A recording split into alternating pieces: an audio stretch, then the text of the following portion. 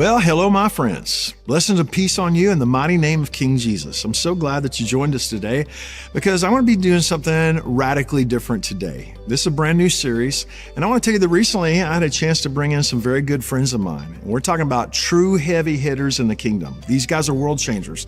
I got to sit down and talk one-on-one with every one of these mighty men of God. Each one of them a great prophetic voice of our time, somebody I greatly respect. And trust me, you're not going to want to miss a single episode of this particular series.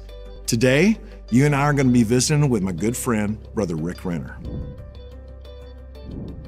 Well, hello, my friends. Blessing and peace on you in the mighty name of King Jesus. Guys, welcome to a very special event. I have with me right here, right now, my very good friend, somebody I'm so excited to bring to you, Brother Rick Renner. How are you, sir? I'm glad to be with you. I enjoy you so much.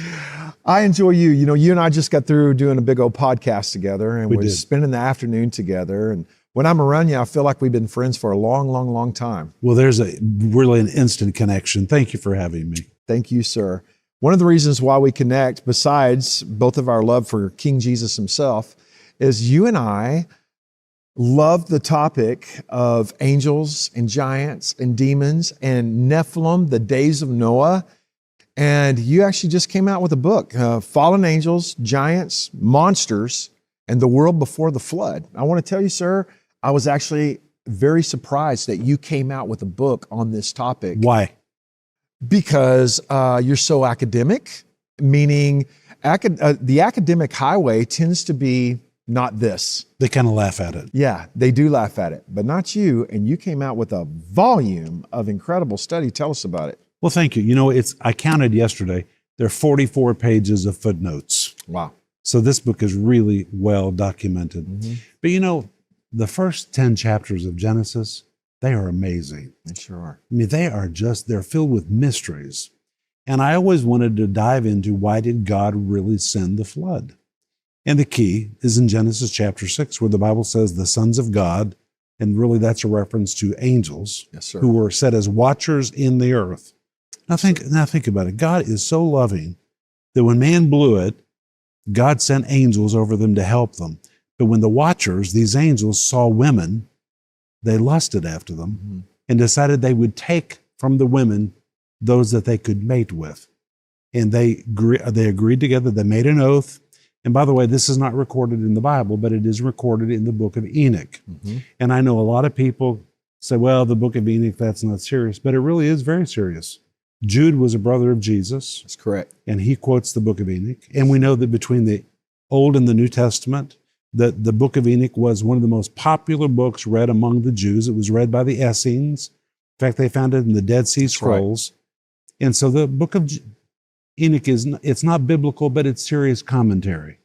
So we know that the writers of the Bible truly respected the book of Enoch because they actually quote it. They quote from it. The earliest readers of the Bible, of all the epistles and the letters and the Gospels, they knew that they were quoting the book of Enoch.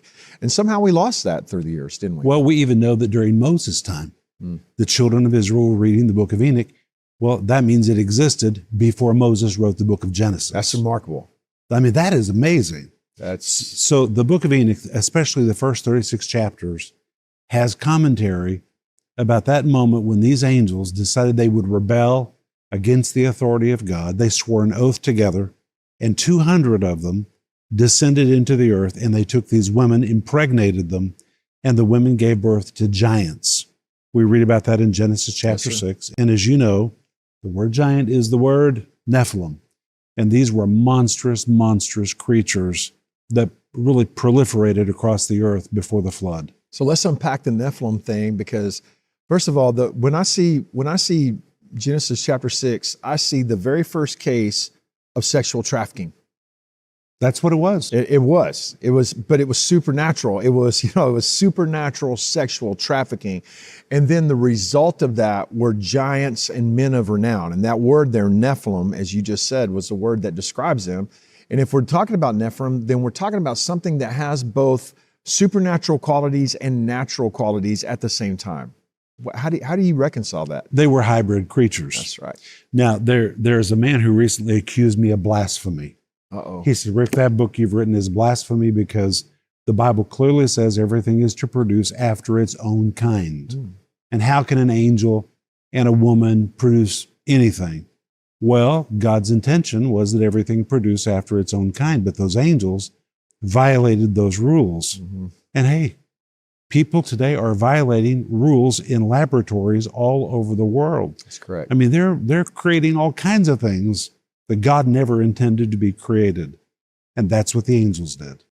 So transhuman, transsexual, the transgression that goes all the way back to Genesis chapter 6, which pre-flood, days of Noah, and Jesus says, as it was in the days of Noah, so shall it be today. That's right. And we're seeing it now in all of the headlines.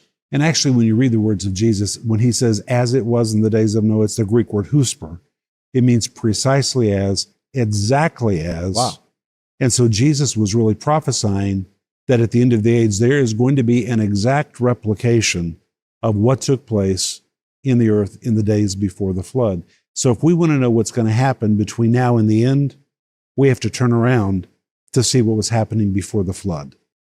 In the book of Daniel, Nebuchadnezzar has his dream, and we know the story of the statue and the gold and the silver and then the bronze and then the iron, and then the feet are clay and iron mixed. Right. And whenever Daniel actually gives the interpretation of it, he says, that's the mixing of them and the seed of mankind. It's like, well, who are they? They will mix with human beings.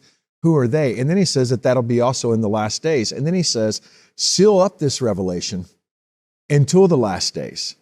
And here we are talking about this mix between they and people, talking about Nephilim, talking about the days of Noah. We find ourselves that the lid is coming off of this revelation again. And you and I were talking earlier today about Luke 21:11.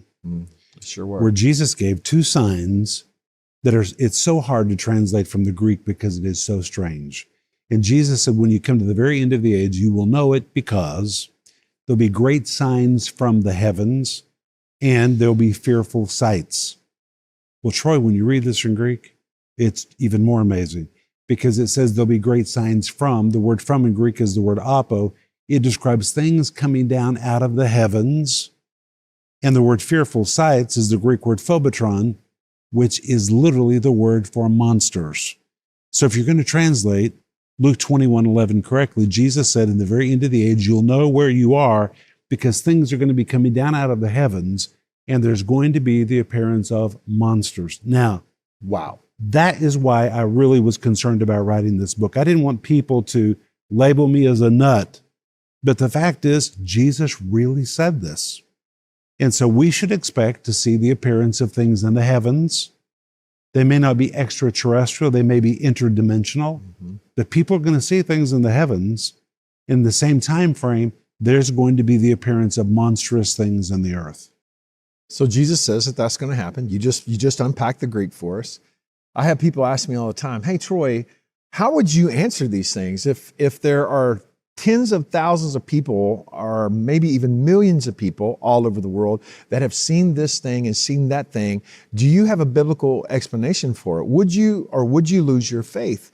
And I tell them, I say, no, I would not. If something came down out of the heavens, landed at Washington, D.C. tomorrow, I would have the greatest church service you ever saw in your life. Absolutely. It wouldn't shake my faith at all. The question is not, are there things that come out of the heavens? Are there things that come from dimensions, things that come from the spirit into the natural?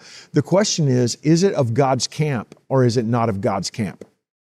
That is the question. And how would you answer? How would I answer? Is that of God's camp? No, that is not of God's camp. It's evil. Yeah, there's chaos, there's terror, there's abductions, there's horror, there is generational curses that go with all those things. It is absolutely evil. You know, I think in the near future, there's probably going to be a great disclosure. And they're going to reveal scientifically, maybe on a government level, that a lot of these things are real, and it's going to shake the faith of a lot of people. But if you know that Jesus said this was going to happen, then it doesn't scare you. You're prepared for this. So if this happens, I'm going to say, of course, Jesus said we would see this. Great lying wonders, right? That's what they are. They're great lying wonders, which is a prophetic marker for these last days. That's right. So 1948, there's some amazing things that happened. That's right. And then they all happened at the same time, which blows my mind. Once you list some of those things that happened in 1948. Well, in 1948, May was the reestablishment of Israel. Yes. And in May 1948, there was a great earthquake in the mountains of Ararat. And when that earthquake took place, it literally shook the soil off the top of a ship-shaped formation, which we now know is the ruins of Noah's Ark. Now think about it. Jesus said, as it was in the days of Noah, and here at the end of the age, that ship has reappeared. And it was first seen by a Kurdish village. And then in 1958, they were flying over the area to take aerial photographs to make new maps. And when they began to look at these aerial photographs, they said, what is this? They said, that is a ship in the mountains of Ararat. So they went to measure it. It's exactly 300 cubits long, Egyptian cubits. It is Noah's Ark, and it really is in the lower mountains of Ararat. It's not on Mount Ararat, and the Bible never says that. It says the ark came to rest in the mountains of Ararat. Plural. And it's right on the border of Iran. And Troy, if we had time, I could take you there. I could take you right to the spot. I believe you, and I would go. Oh my gosh. Okay, so that happens at the time that the prophetic clock of Israel gets restarted. Boom. That's the right. same exact year the Dead Sea Scrolls are discovered. That's correct. The same exact year. And so that's the return of the Word of God and the promise, of course, the great Isaiah scroll, which is the most messianic of all the Old Testament books, of all the Old Testament prophets. The great Isaiah scroll. Of course, Enoch was there with it, but that's and the book of the giants, and the book of Jasher, and the book of Jubilees. That's exactly. All those things were revealed to, hey, we found exactly what they were reading 2,000 years ago, and they were reading this. So all eyes go back towards Israel, and at the same exact time, the real Noah's Ark, the ruins of the real Noah's Ark, is uncovered by an earthquake. And Are you kidding me? And today, when you go to that site, you can walk along the edge of the ship, and you can see the beams. As the erosion takes place, the beams become more prominent, and they're parallel, they're periodic. It does not appear in nature. And now they've done ground penetrating radar. They've done electricity sensitivity scans. You can literally see in that formation 3 decks, multiple rooms. And from the most recent analysis, they have found a central corridor that runs all the way through the middle of that object, and it's still vacated. If you could get to it, you could walk through part of it. Is there any indication, like the name of the location, names of towns? Is there anything that speaks back to give more evidence that this is the Noah's Ark? That mountain is called the Place of the Landing. That's the original name of the place. That's pretty subtle as a meat cleaver. And in the valley below, there's a town called Arzat, but the ancient name of that little village is the Village of 8. The Village of 8. The Village of 8. That's the name of it. King Jesus. And if you go just below the cliff above where the ark is resting, that cliff is called Mishar. That's today, but it's the ancient name Misha, which is referred to in Genesis 10:30 as the first settlement that Noah and his boys built after the flood. It is all right there. I mean, it's all within walking distance. Well, I have to jump in here, friends, and I hope that you're enjoying this unique interview format. I know that I sure was blessed by it, and I've been anxious to show this to you for quite a while. But I got to jump in right here for just a second, because those of you who have been on this journey with us, you know that everything that we do is to enable us to do one thing, and that's to rescue kids from the horrors of sexual trafficking throughout the planet Earth. Now, we've been rescuing kids all over the world for over 30 years now. And recently, we were able to partner with a good friend of mine by the name of Eric Steckelback, who went down to Mexico with us so that he could see firsthand what kind of work that you and I do together to rescue kids. Now, Eric and his team, they were so touched by all that he saw that they decided to partner with us to make incredible videos that showcase all that we're doing. And I want to personally show you one of those right now. Watch this. Up to 8 million children disappear every single year. The government and the media, they seem powerless to be able to solve this epidemic of human trafficking. but you can make a great big difference. At Troy Brewer Ministries, we're not just rescuing and raising kids, but we are actually training nations to do the same. Call 877-413-0888 in order to get started, or you can simply visit us at troybrewer.com for more information. Wow. You know, before my wife and I, Leanna Brewer, we've been married for 36 years. Before we started rescuing kids, we had no idea how many women and children were actually being victimized all over the world every single day. We didn't know about it. But once our eyes were open to it, we couldn't turn our backs. These people are such in desperate need of people like you and I to step up and to see a person saved in every way that they can be. And now we've been doing this for over 30 years. And in that time, we've been able to rescue over 11,000 boys and girls. And my friends, right now, we have over 4,000 children under our care. And they're being raised, they're being restored, they're being redeemed. So won't you partner with us today? I know that this is the heart of King Jesus, and anything that you give is a blessing that's going to be used to say yes to more rescues and yes to more lives being transformed. So go to troybrewer.com and press on the To Give tab. It's real easy. Or you can call our number, 877-413-0888. And our staff right here at Open Door Church is going to give you prayer. We'll give you resources. And we're here right now to receive your call. Thank you so much for standing with us. All right, friends, I call you blessed. Let's go right back to this really cool interview. Watch this. I was out at Redemption Ranch yesterday with a bunch of friends of mine. Thank you for what you do. Thank you. Thank you very much, brother. And it's I like to tell everybody, it's a terrible privilege. It truly is. It's the greatest privilege in the whole wide world. And it's rough, but it's a terrible privilege. We never lose the privilege part of it. We never do. It's a great joy to us. We have a grace for it. And we do. But I was out at Redemption Ranch, and this giant rainbow. In fact, I want to show you guys this. Look at that. Boom. That's what happened yesterday. That rainbow. You imagine all the rainbows that have been seen. Hawaii is the rainbow state and all those things. The very first one appeared right there by that altar, and you stood there on that mountain place. Okay, let's talk about that rainbow. Yeah, let's do it. Okay, there had never been rain until the flood. Suddenly rain comes. The windows of heaven were open, the Bible says, and the rain pours and it destroys everything.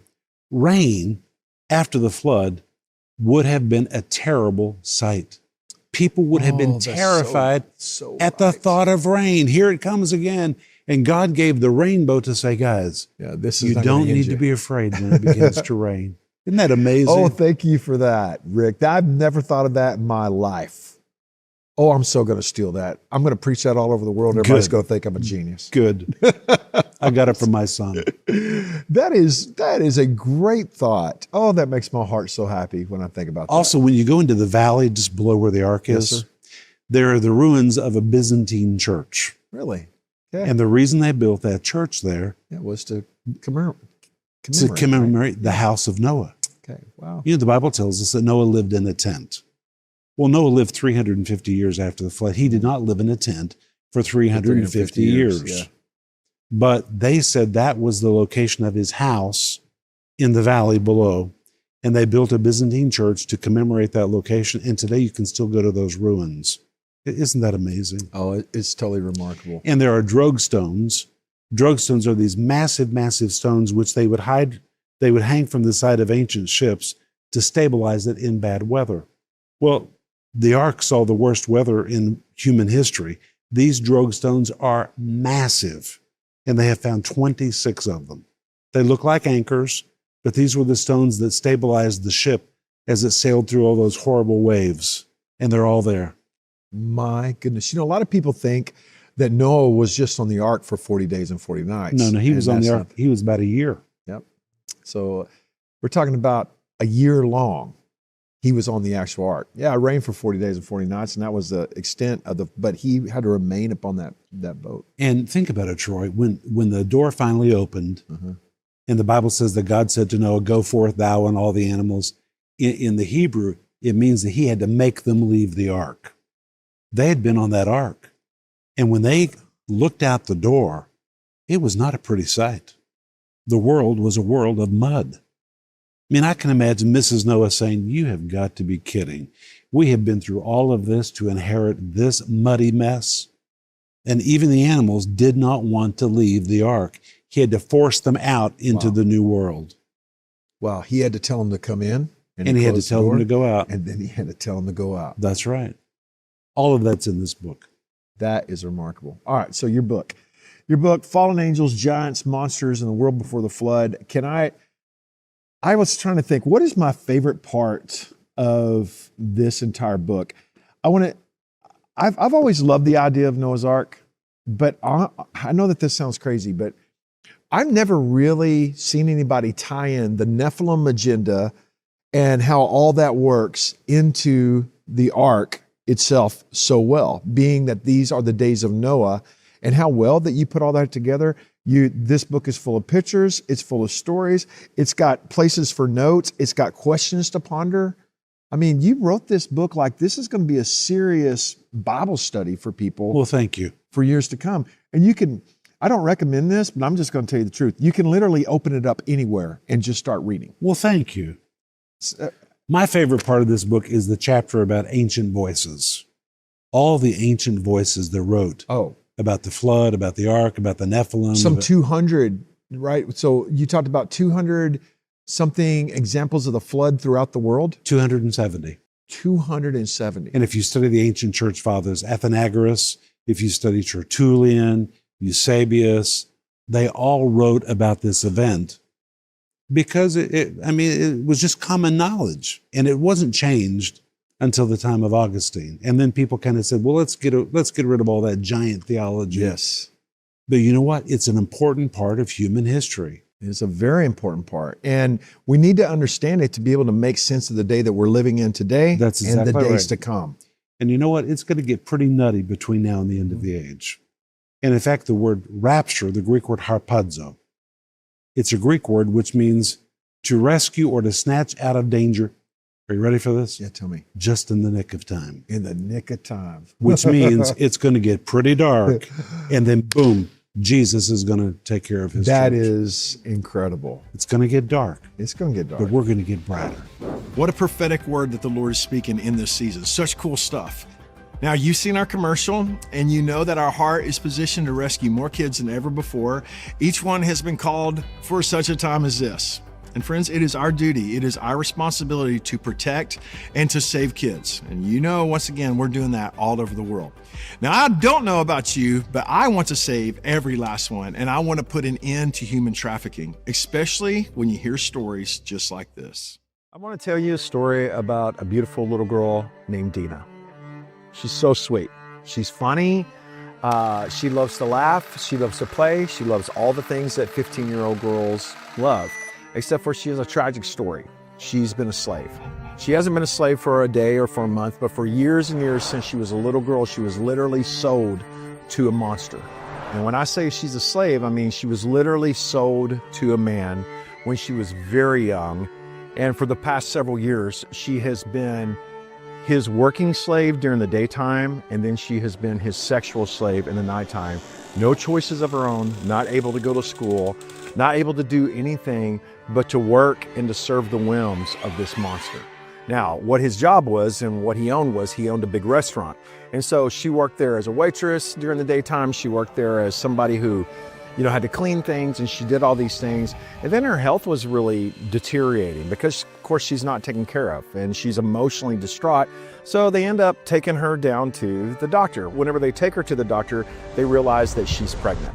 And she didn't even know she was pregnant. And yep, she's pregnant. That's one of the reasons why she's not feeling good. And then they realize that she is a minor. And then they realized who the father was. And they went, okay, this is a bad situation. So one of the things that happened was we got involved at this point, and we were able to actually bring in special prosecution to prosecute this trafficker and to send that brother under the jail, which is one of our great privileges in life. And then, of course, we take in this little girl.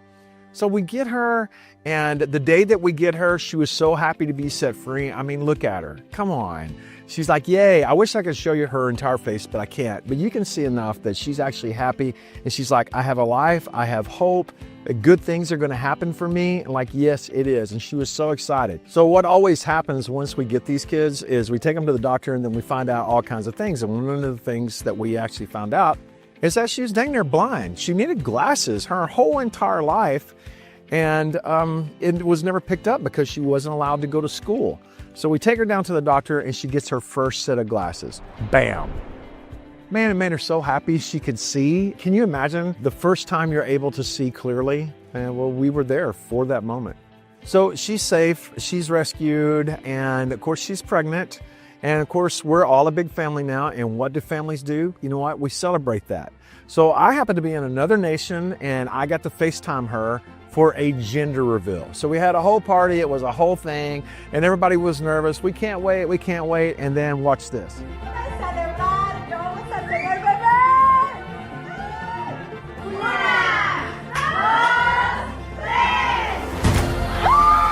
Boom, it's a girl. And this little girl is going to be born into freedom. Otherwise, she would be born into certain slavery. But not her, not now, not on our watch. This looks like Jesus to me. This looks like redemption to me. And it's an amazing picture of how redemption works. If you've already been a part of this fight, you've already helped us to rescue and raise more than 11,000 children. Friends, there's so many more to rescue, just like Dina.